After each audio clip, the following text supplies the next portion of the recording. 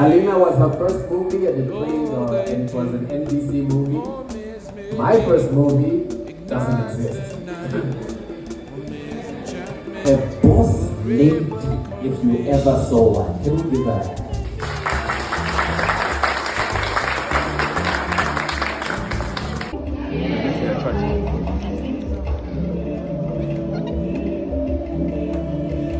The underwater realm continues to be a mystery.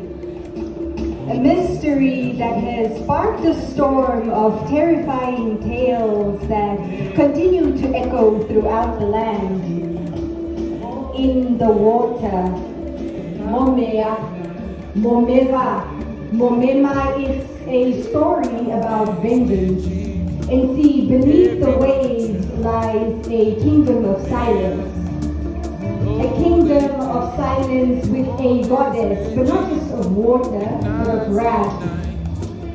Her fury as loud as thunder, her heart a vortex drifting and twirling with untold stories. Though on land you find her gaze entrapped by Letu, a terrestrial enigma. A girl woven from the wool of the earth, carrying the weight of true African history in her eyes, in her collarbones, and by the strand of her hair. They find themselves in a world colliding, but not in turmoil, rather in truth. In her she sees not a conquest, but a mirror reflecting a shared story of survival. Two souls both lost and found in each other's depths. Here, a tale unfolds of two mystical beings. In her she sees not a conquest, but she sees a form of connection. Something that connects her to her roots, something that takes her back into the water. Momeya, Momeya, Momeya, every ripple tells a story, but not of conquest, of love, of loss, of longing. And in every of their encounter, a mythical story is reborn. One where the vengeful find solace and the silence finds their voice. Thank you. Momeya's enchantment forever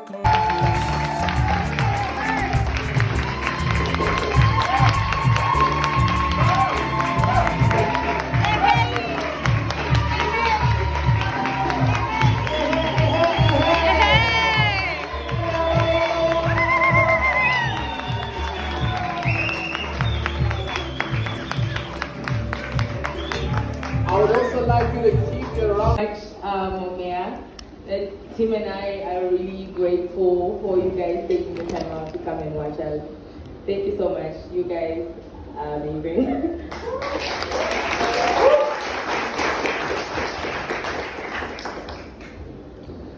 So what inspired you?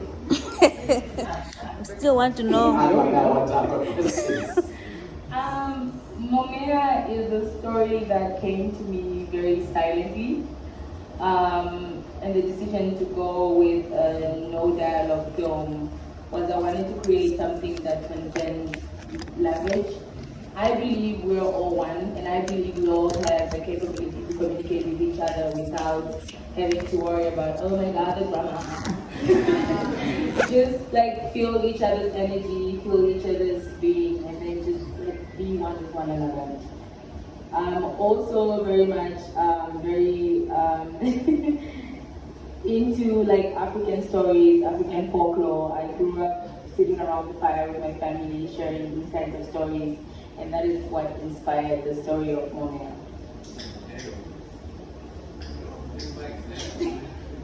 Thank you, you're so generous. Can I be in the next one? Taps, how are you doing, sir? Fantabulous.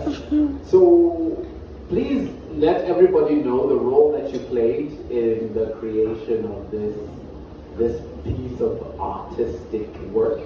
And what are some of the interesting things that you faced along the way? You don't want to know. My name is Tabiso Valentine Dube. Ooh.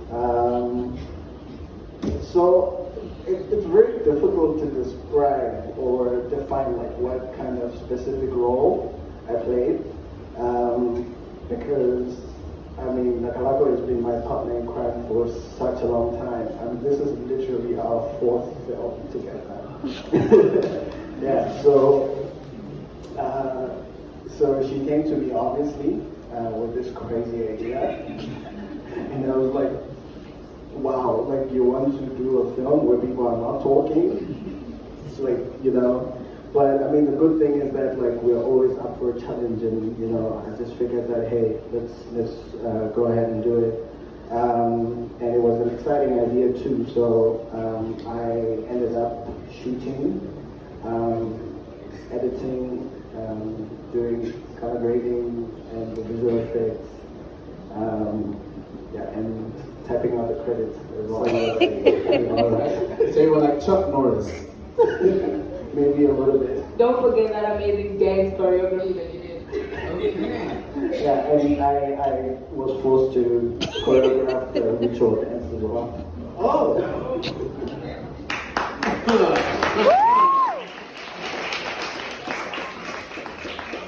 Next thing, Tubbs will be on some like, I can make a movie all by myself. Oh my goodness. Let's jump right to Ebba. Yeah, we are. Okay. Hello, everyone. First question, who did your nails? Who did the nails? Yeah. In the film. Nadia. Ita. Nadia, okay. I mean, because clearly there was a whole lot of, there was a lot that went into it. I mean, other than the production, doing the filming, editing, and so on and so forth. One of the things that a movie needs clearly is actors. Right? Yep. I presume you are one. A great one. So, great one, yes. Yes. Now, I want to hear, how was it pitched to you? So there's wire. So I'm not sure I be honest. Tell the truth. We're here for it. You know, she gave me a call and she sent me the visuals, not the visuals, but the sketches. And I thought, okay, I don't look like I'll be dressed. That's the first that came to mind when I saw the sketches. But then as she explained the story, I understood what was required, the mindset that I should have. So when I went on set and when we were having the costumes, I didn't feel naked as I thought I would. So she pitched it to me. She said, you know what? This is a non-dialogue film, and yeah, I'll send you the script later. I want you to read it, and if you're interested, I thought she pitched it to me. Wonderful. Yeah. All right. Let's get right to Ute. Good evening, everyone. Good evening. So, how many movies have you acted in so far? I've acted in 3 films so far. 3 films so far. 2 of them which are Nakalakis. Oh, really? Youth empowerment, huh? Yeah. Philanthropist. So now, clearly that it wasn't difficult to play the role, without having to memorize lines, right? So my question is, because when one day when I get the call as well, my main concern will be, can I remember all those lines? But you didn't have to deal with that in this particular movie. What was the biggest challenge for you, and what was the most exciting thing for you? The most challenging part of the movie were the most rewarding parts of the movie for me. Honestly, because my character has a duality to it. So I needed to really understand little Earthbound girl and little changing into the water bikes. I Yeah. needed to have clear intentions, clear understanding, and also tap into the synergy with both of my cast members. So I feel that exploring that was very hard, but also it made me hungry to get to the part where I made it. So I needed to deliver, and Dakalako helped a lot with that. She was patient with me when I had reservations. Like she gave me the push that I needed whenever I needed to be pushed. She gave me the opportunity to also just be dramatic if I needed to be, or to tone down when I needed to be, so that she could see what she could work with and what she couldn't work with. So that gave me the confidence that I needed in order to prepare for a no dialogue role. All right, cool. Much, much appreciated. Brett!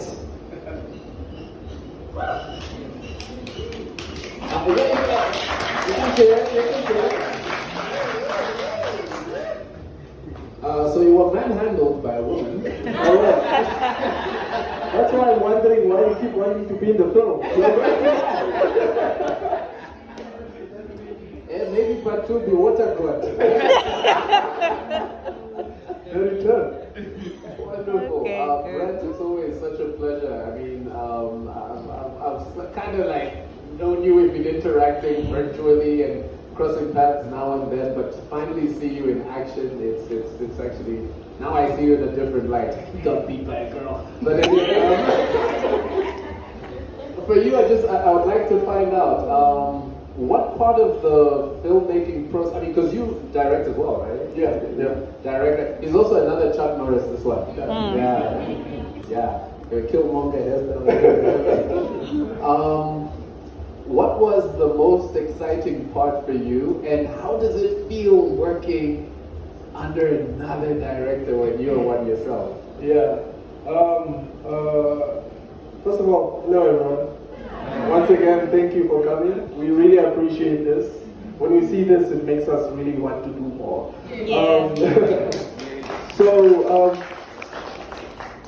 The most challenging, that was the question, the most challenging. I think one of the most challenging things for me was also the fact that we had to do it with no dialogue. Right? As actors, a lot of the times we rely on dialogue to convey information. Right? And when Dakalako pitched this to me, one of the first things she said was, "This is a passion project, so we don't have a lot of money." And then I was like, "Oh, okay. I'm waiting for exposure." And then she explained the story, man, and immediately I was in it. And I would have done it for free. I would have done it just for the experience of it, because she was so passionate about it. And that's what made it so easy for me to do. And even when we had to do scenes with the rest of the actresses that are so collaborative, like I have to say, like these people are so easy to work with. Like they're so understanding. Everybody was understanding. Even Dakalako, she allowed us to shape the story. You know, she credited us in the choreography, and we did some of that as well. Like, it's all of that. That made everything so much easier. You know, she's a blessing to work with. Taps is also a blessing to work with. Everybody else that was on the behind the scenes was also a blessing to work with. So they made everything so easy. Yeah. Awesome. If we can bring the mic all the way back to the beginning. Oh no, right there. It's not there.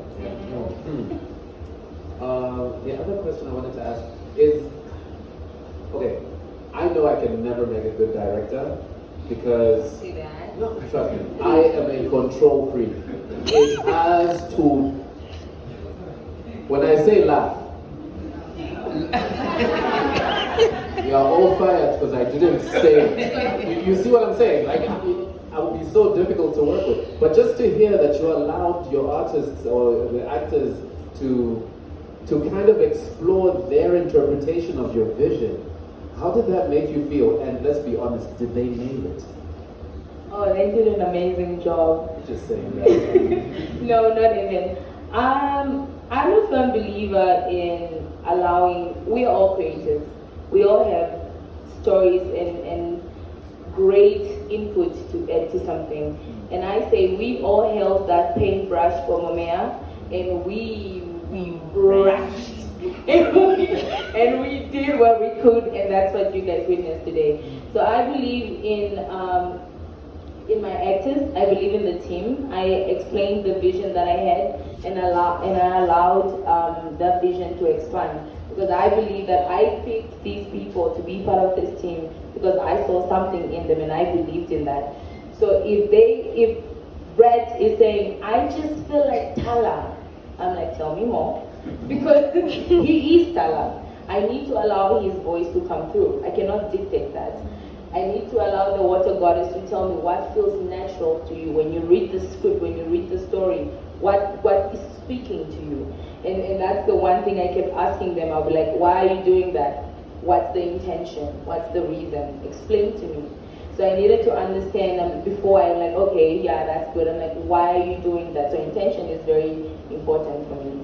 And they know that intention because they are the ones in those shoes. I'm not the one acting. They are the ones reenacting those emotions. And they are transitioning from being happy to being sad to being what. So as they transition, does that feel natural for you? Those are questions I would always ask. Does that feel natural for you? I feel like something is missing. And I'd be like, yeah, me too. I'm like, what is it that you feel like is missing? Tell me, because you're the one going through those emotions. And because there's no dialogue and we are relying very much on the emotions and their physical non-verbal communication, I needed them to feel each emotion as they transition through it and communicate that to me so I'm able to direct that.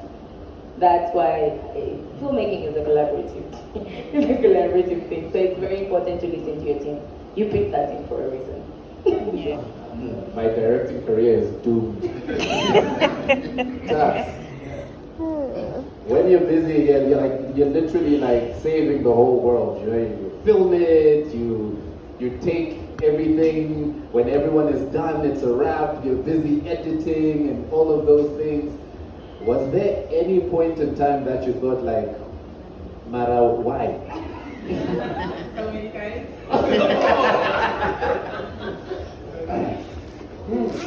First one? My brother. I don't want to lie to you. I think at the end of it all, I think being a filmmaker is a calling.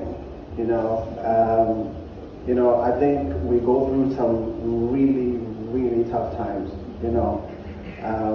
You can come up with an idea, you can pitch it to wherever, and sometimes it can be difficult, And I mean, thank God we have the Namibia Film Commission that is always like supporting filmmakers.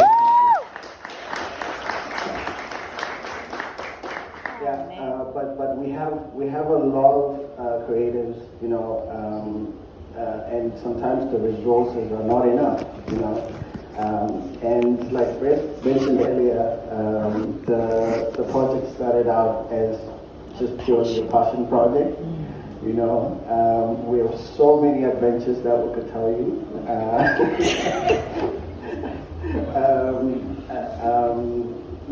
Like many adventures, some include like bus stopping, not working, pushing the bus, a lot of rain with no shelter. So yeah, I mean, our location was like 50 kilometers outside of Windhoek, but like where the dam was, like there was absolutely no shelter there. So like I think it was a bit of a hustle, but I'm really, really glad that it paid off, And every time I was like in post-production and I'm thinking about like, I've come too far. I just have to keep going. And sometimes working in post-production, you get frustrated, because a lot of the times, because we don't have enough resources, technology also limits you. Like the access to technology kind of like limits you as well. You might have an idea, but maybe you don't have a powerful enough computer to do it. But yeah, we soldier on, brother. Aren't we glad he soldiered on? Yeah. And that's the answer to it. I mean, the fact of the matter is, at the end of the day, all of your sacrifice and everyone else was behind the scenes that we didn't get to see. There was that guy holding the shiny thing, man. What was it? What's it called? A reflector. Oh, there was a boom. There was a boom. There was a boom mic. Yeah. There was no dialogue though. Over the footsteps. Oh yeah, true. Sound, it just wasn't dialogue. Ah, you see now. God, I made a totally new movie. Ute, so, what I wanted to ask you was, going forward, right? Yeah, okay. So going forward, coming into, I assume you're young. They say never ask a lady her age. Yeah. So I'm assuming, and coming into this, you said freak. So coming into this space where you have powerhouses such as these who are paving the way, do you see yourself continuing, in the path that the trail that they've blazed? And Most definitely, without a doubt. I love acting. I absolutely, passionately, undeniably love it. It's a huge part of who I am, and I would, in whatever space, chance, or opportunity I get to do it, I would, because they say do what you love, and everything else makes sense. And knowing that there are opportunities out there that I get to explore, whether it's a yes or a no, it's part of my journey, it's part of my process, and I'm not gonna limit my dream to this is how I want it to be, like I want to be an A-list actress or whatever. No, for me it's about telling stories. It's about growing as an individual and amplifying my skill set. It's about making friends, making connections, making memories, being part of momentous, job-breaking projects like these. So that is what I want my testament and my journey to be, as an inspiration to my sisters, and as a testament to the belief that my mother has in me, So I'm definitely always going to push for every opportunity that I have to tell a story. well, there you have it, folks. Eva, you said you looked at the sketches. I did. And kind of thought they were sketchy. And beautiful. And beautiful, of course, yeah. And what did it take, what did it take for you to really embody playing the water goddess? Were there certain, what's the train of thought? Method acting and things like that? I just want to know so I can also write a story. What went into it? Sorry? You want to know what went into it? Yeah, from your side as an actor, how you embodied the character, how you took it and owned the role. What process? How did it work? Okay, so it was different.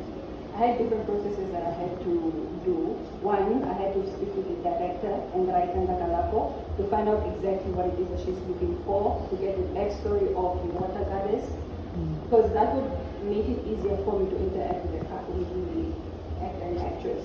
That is one. Two, I also understood that there was a lot of physicality that comes with playing the water goddess. So preparing myself, exercising, I had to exercise from Monday to Saturday to make sure that when I put on that taxing costume, it was very taxing, oh my God. What was it, heavy? Hey. It was heavy. The moment she yells, I'm like, cut it off me. So I had to exercise just to make sure that when she says action and I have to run for a punch, I'm not out of breath, because the character is very strong. So all of that, and also taking a look at animal videos, because she is half human, half animal. So I needed to also take into account the animalistic traits that she's most likely to portray. So looking at those, speaking to the director and working out. The hissing was convincing. Do you want to do it? Demonstration? A what? His was. Oh, there's a request from the audience. His was. His for us. This for you? Yeah. Pay my director so she pays me. Alright, there you go.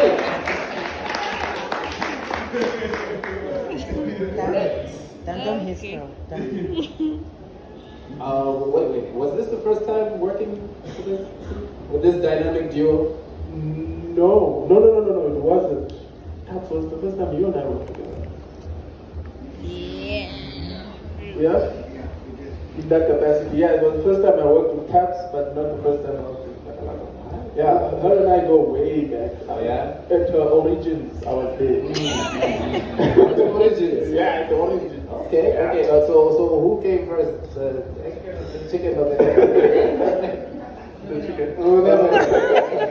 But what I want to ask you is, in terms of the amount of work that you have done in your capacity as a writer, an actor, and director, you know, there are not many African folklore that has come out of Namibia. Yeah. Is this something that you see yourself also, you know, pushing to? Oh yeah, yeah. Yeah, 100%, man. This is what I live for. You know, like I said, even after she said that and she started talking about the story, I was sold, man. I was sold. These are the stories that I feel like we need to tell more, right? Yeah. Because this is a new thing. True.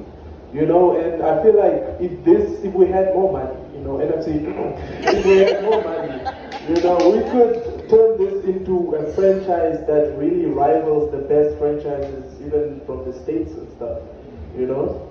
Yeah. Wonderful, wonderful. Ladies and gentlemen, before we give them a hand, I would like to open the floor for a few questions. If you may form a line. Just here in the middle of the aisle. And if you could keep the question short, specify who you would like to answer the question, and no dialogue. Like I'm also trying to pick a movie. Line up.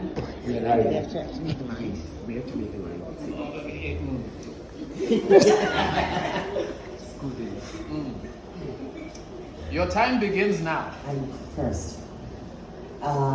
Thank you. Do we just really have to do it? Can we ask the question? Thank you guys for the film. Thank you everybody really for participating in this. A lot of things that you guys have thrown out there, and a lot of like conversations I think that is happening in the context of Namibian film, Namibian storytelling.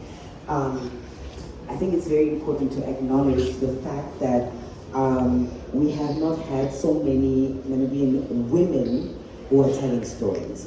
And we have not been at like the mouthpiece of like the narrative for a very long time, or I think there's such a lack of acknowledgement for women telling stories, or from the story coming from the women's mouth, where we all know, we sit around the fire, it's our auntie, it's our who, like those stories are being told in that form. And not that I'm saying our stories are selective, we have so many diverse people who tell our stories, but I think we've really left out women as like storytellers. So I really want to just like acknowledge you and like say, yo, I super value that, because I'm very encouraged, and I'm very, although you know you see it, but I'm like, it's really nice, and it's important for us to have the visibility of it. Doesn't like me, I don't know about cinematography and these things, but I'm like, there are girls in the movie, there are girls with natural hair, and that's good. The kids, good, you don't have words in it, great. All we need is our black girls to just see like black women on film. Great. Yeah. You guys are helping us with like a lot of work. So this is super important, this is really important for me. Of course, there's so much work that needs to be done to really create and really foster industry. So one of my questions is like for all of you, working on all levels of this industry, particularly in Namibia. I know we want to talk about international, we're all the same, but particularly in Namibia. How do you foster in your work and create and generate that interest, that advocacy, that visibility for women? Yes, I'm asking y'all too, for women, because we know it's minusing. And then of course for black voices. So we're all on the same thing, right? So it's women and black voices. So on the same time, I'm like, they need to be women, but they need to be black women, right? So how do we continuously foster in Namibia? And yes, because all the people that we have in industry are black people, right? But how do we continue to visibilize black voices? And then at the same time, this is a very sensitive topic, animalistic stuff. You know, people are going to be like, what is this? And people are eating hearts, and what is happening in the film? how do you deal with the sensitivity of the things that we, and like I've got, oh, there's an actual cue behind me. Like, how do we create sensitivity? How did you guys, like, did you just decide you're just going to make a movie with like eating organs? How do you create that sensitivity and that reconnection? Because we know there's a lot of our practices there that you can't go into because there is no money for the film. So you can't do a documentary. So, first question, how do we make sure, how do you in your work kind of make sure that the voices of those that are lacking visibility are heard? And then, how do you make sure that our narratives as Africans are not met with this perpetuating, oh, it's witchcraft, you know? It didn't feel like witchcraft for me. I felt like my African goddessness was being vocalized in that thing. I'm like, tonight I'm gonna go put on some candles, I'm gonna pepper, and I will sit on my knees also, and I will be grateful for all of it. So how do we make sure that people don't think that you're busy with Satanism? I just want to say stuff like that, right? Like, you know, because this is the space that we live in. How do you make sure that there's a sensitization around all of these topics? Is it easy? It's a lot of questions. Oh my goodness. Wow. Those were a lot of questions. But I think when it comes to the female voice, I am, just like my sister in film and TV couldn't be here to do, I am one of the co-founders of Swift Namibia, which our main mission is to promote, present opportunities to Namibian female filmmakers and TV, television filmmakers. Oh my goodness. Yes, in Namibia basically. So we want to give opportunities to females or women in Namibia. So that for me is something that already is very important for me. But when it comes to, I think the second part of your question you mentioned, how do we make sure that people do not interpret our story as Satanism and whatnot? We cannot control that because people have their own thoughts and they interpret messages how they interpret them. But I do believe that it's important for us to connect with our spirituality, to take a look back into how things used to be done before the world that we know right now. That's one of the journeys I'm personally taking for myself to understand. It's not just always, just because you cannot explain it, it doesn't mean it's witchcraft. Things used to happen the way they used to happen for a reason. Let's allow ourselves to connect with our ancestors. Let's hear those voices that are speaking to us. Take time to not just be quick to be scared and threatened and confused. Take time to understand and interpret what those voices are saying to you. And when it comes to telling your story, I always listen to, when the stories come to me, I listen to them and I don't judge them, I don't try to immediately understand them, and they take time to, what's the word, to evolve. Is it evolve? Like open up. To me, I don't know. So it's in, take time, be kind to yourself also. Like, being a creative is very vulnerable, not everybody is going to understand nor like your story, which is okay. Not everything is for everyone, but as Africans, I think we need to take time to really understand where we're coming from, because where we are coming from shapes where we are going. Yeah, girl. Yeah. Thank you, Dr. Laffer.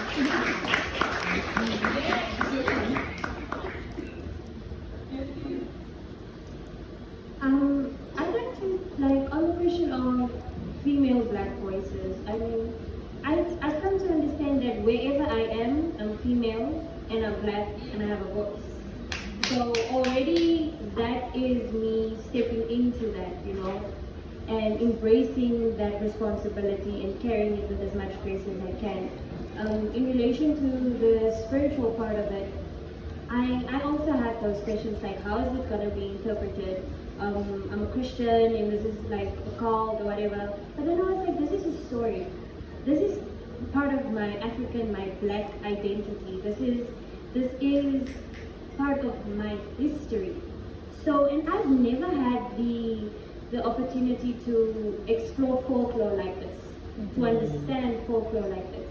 But I've had the privilege to not only listen to it, see it, but to act it out.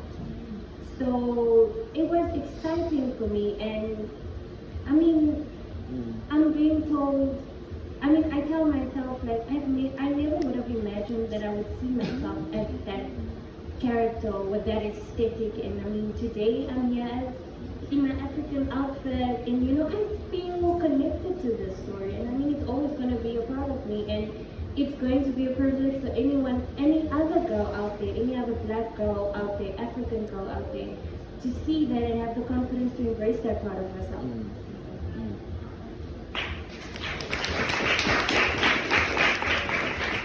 I'm going to start off with the answering the second question, then I'll end off with the first one. Thank you. Second one, I'm not concerned or afraid with how people will interpret the story. Because the reason for that is that I want people to have conversation about the story. Because the moment you create something, it would, I don't want to say force, but it would stimulate, evoke people to speak about it.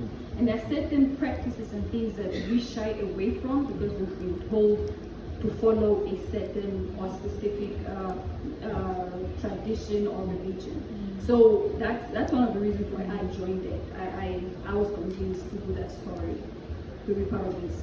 This first question, if you want visibility or growth, you need to continuously keep working on your skill set.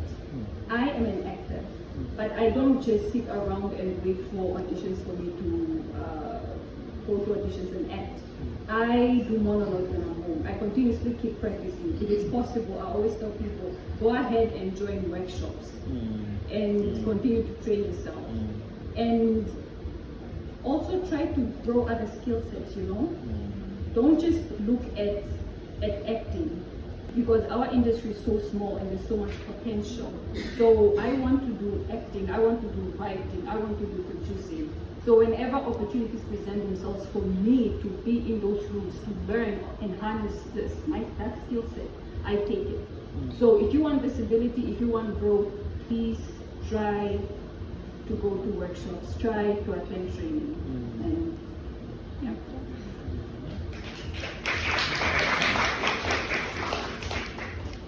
Okay, so with the first question, just to give some backstory, I am a Caprivian, and I grew up in Benduk, in Shah.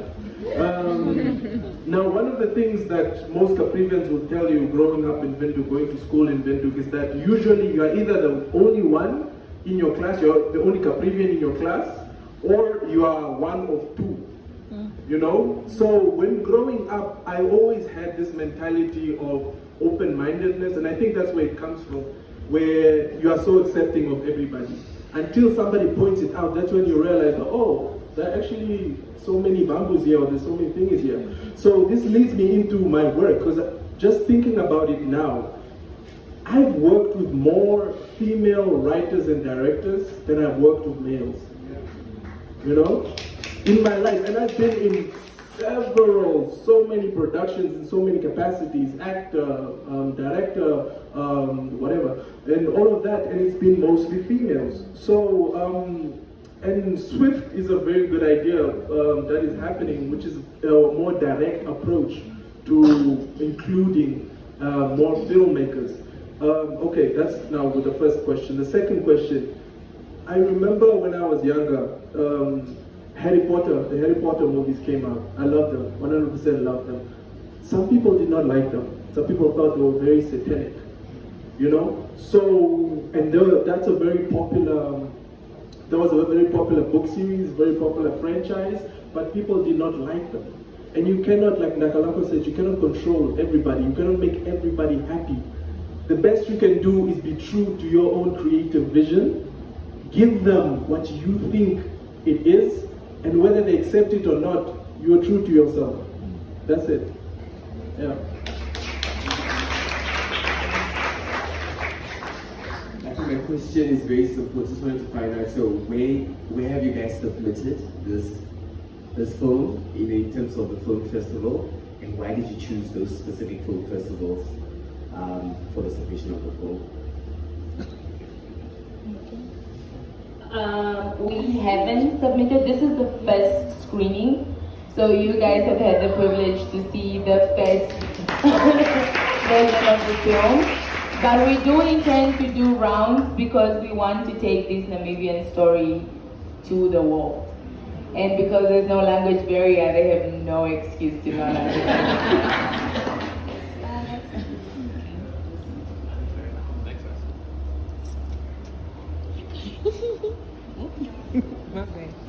Okay, I'm just representing the curious minds here. What was the heart made of? What did it taste like? That's all I wanted to know. I can answer the what was the heart. I can hear you.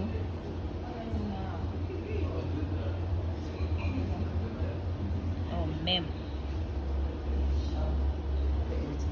I can answer the what was the heart, but I would have to leave it to Ute to answer what it tasted like. So we used the pig heart. That's what we used. So what did it taste like? The pig heart. It smelled raw. It was squishy and looked real. liquidy because it was like sprayed with fake blood. But I needed to bite it, choke on it, and spit it out. So, but I think that really helped the believability of that specific action in that scene. So, kudos to the pig heart. Thank you. Yes. Is there a sequel?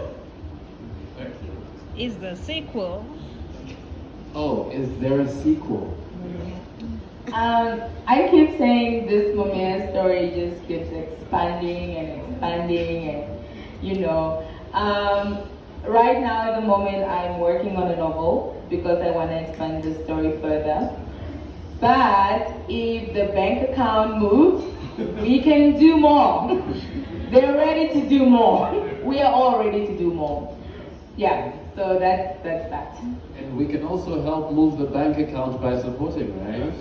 Indeed. Were you raising your hand again? No, I was just about to. I was just about to say.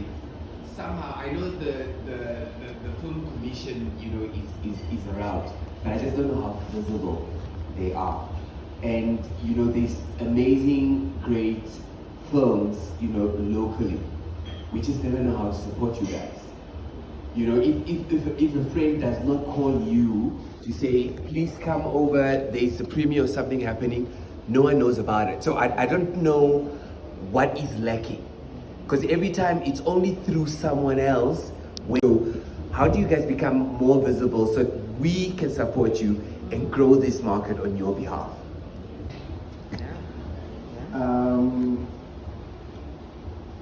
I think that's a very loaded question, but just generally taking a look at the progress that has been taking place within the film industry right now. I mean, with entities like the Namibia Film Commission, with MultiChoice also availing funds, you know, for Namibian creators. I think a lot has been done in terms of just making film accessible, you know, and with the Namibia Film Commission, they have the Namibia Film Week. They've been very active on their social media accounts, you know, just talking about the different Namibian films and where you can watch them as well. But I think as filmmakers, we still need to do more, you know, in our own individual capacity, you know, create different platforms, you know, not just sort of like create films and just upload it, but like create films, create also a space where people can actually talk about the film, you know, so that more and more people become aware of what you do, of what everybody does, and also get to interact with you and, like, you know, figure out like what the story was about, you know, sort of like what we're doing right now. And I think with Momeya, well, I mean, because it was just a really, really small team, you know, we literally just had to like exhaust every single resource we could you know, in order to just like, you know, send the word out, you know, and just make sure like people come, you know, and if they have questions, you know, we get to answer them like we're doing right now. Well answered. Oh, okay. As a consumer, the best thing that you can do for local films is share the work. So if you get it, if you see it on somebody's Instagram or WhatsApp, please share. Because that's the one thing we need. Because with these ones, we saw that some people were sharing, but it would really be great if a lot of you were to share. Please share. That's it.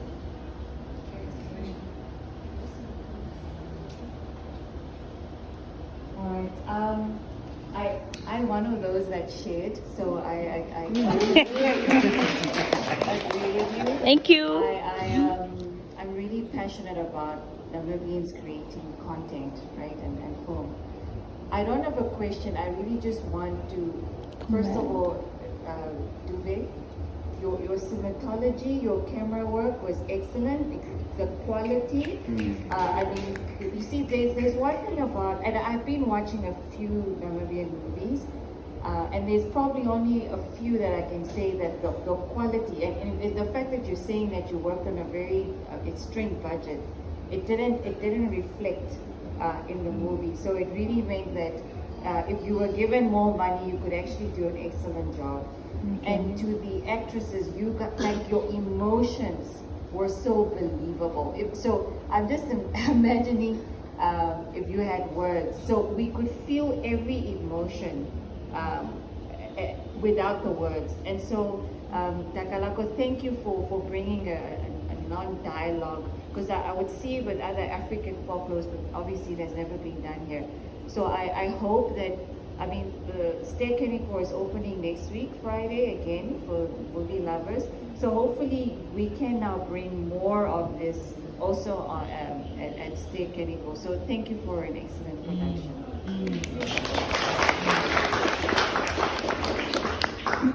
And with that, massive. Oh, you want to ask me a question?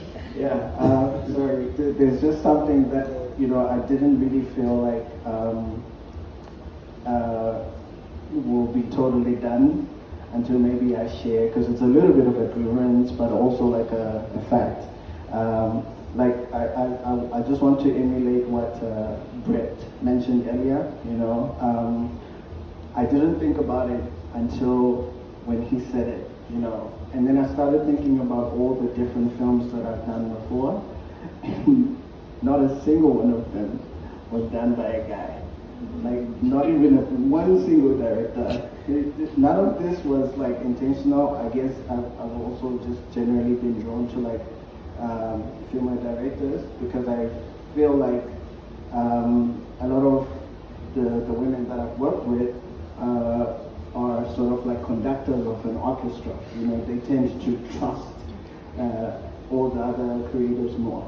But the point that I wanted to actually make is that there's like a super serious shortage of female technicians and women that are editors, women that are cinematographers in the Namibian industry. And I think this is just from, I just wanted to take this opportunity to call up every single woman out there or young lady who wants to take up cinematography, wants to take up editing. You know, I think there's actually need for more female voices, especially in the technical aspect of the film industry in Namibia. And I urge you guys, it's a lot of fun, I promise you. It's not as difficult as it always feels like. But yeah, it's a lot of fun, but I think we really need a lot more female voices in the technical department. Much appreciated. And for the sake of keeping to our promise of ending around now-ish, I would just like to say, I give a few votes of thanks. First and foremost, ladies and gentlemen, let's give it up for the director extraordinaire, Thank you so much. Thank you. Ute, Eva, Brett, thank you very much for your time, your sacrifice, your efforts, and to each and every one of you for coming out tonight. Now, there's something that Eva said, don't look at me like that, that I have always moaned about. We need to develop our fan culture. The creatives are there, the technicians are there, the platforms are there, but we need to develop a fan culture. We need to start stalking these people. You know what I mean? Paparazzi and everything. You know, create a real, because most of the support will come from us. Corporate buy-in happens when critical masses move. And they're not the critical mass, we are. So to each and every one of you contributing to the success of Momeya, and every other project that's going to come from here on out, please give yourselves a round of applause. Sorry, let me just cut you off a bit. I want to send a special thank you to my line producer, Olivia Jones Di Celestino. She's sitting right there.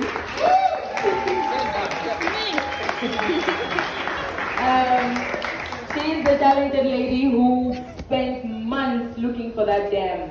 We wouldn't have shot Momeya without her. She's also the talented photographer who took all the Momeya stills that you see on all the posters and all the socials. She did that. And I also want to say thank you to my assistant director all the way in the back, Lloyd Winini. He did the absolute most. We went through a lot shooting Momeya with him as well. So I had to say thank you to those two people. And of course, Namibia Film Commission. I have Hepta and Madame Flo in the seats. Thank you so much for believing in the vision. Thank you so much for hearing my story and believing and being able to give us the support. And it really means a lot. You guys made this possible, and I want to thank you for that. Thank you. Okay. And with that, just to top off the vote of thanks once again, definitely to the Namibia Film Commission, because you do make it happen. Yeah. And really, we do appreciate it. Thank you. And the other sponsors, I mean, guess who? Nam Water. For the dam. Hey, well, thank you, Nam Water. As well as Nam Breweries. They gave us refreshments when we were shooting on set. There you go. And finally, Power and Glory. They help out with lighting and all the equipment and stuff, and they've been doing amazing work supporting visionaries. Right? Yeah. One more time for Dr. Lako, please. And the cast of Momeya and everybody else. Thank you very much.